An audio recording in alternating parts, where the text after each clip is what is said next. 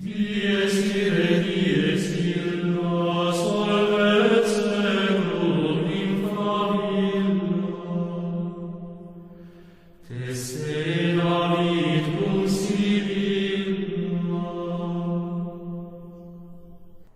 Wait a minute, how'd we get here?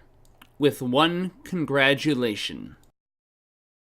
Well, hello there and good day. Thank you for joining me. I am Frost PDP, and this is a summary video because once upon a time I was looking for a way to get back into Brigandine, and Valkos Lunari popped up with a challenge and said, "Hey, Frost, why don't you make the AI all friendly using the multiplayer mode so that it's a 1 versus 5 situation and play as the Empire surrounded by the rest of Forcina with just the whole world ready to invade you?"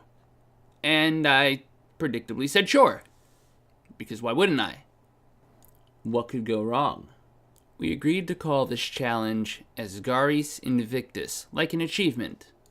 Here are the major campaign considerations I made. First of all, minimize the number of knights needed to guard your territory. Being as the Empire starts with a limited number of rune knights, as well as the greatest amount of opponents with adjacent borders, only Leonia lacks an attack route.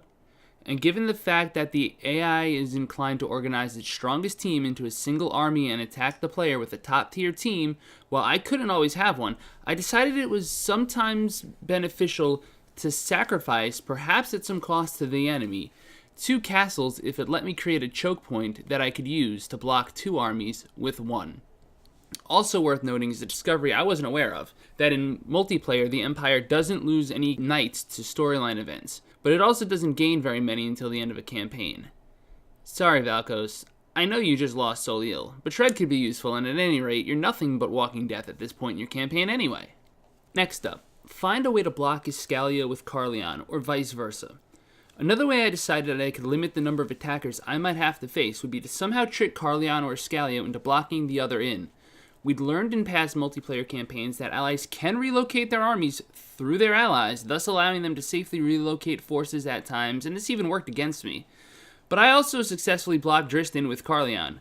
So I forced Carleon to defend multiple castles at once, while Drist, he had nothing to do with his army except to maybe summon more monsters. He had no way to get experience outside of sending quest knights out. Third up, cutting off supply routes if you can. I briefly mentioned supply routes in the second point, but basically if you can landlock an opponent, they can't send support through to any exclaves they might have adjacent to an ally.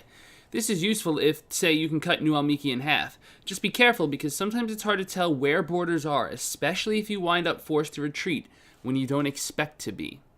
Fourth, and perhaps most importantly, make up for a lack of rune knights by creating synergistic armies with specific designs.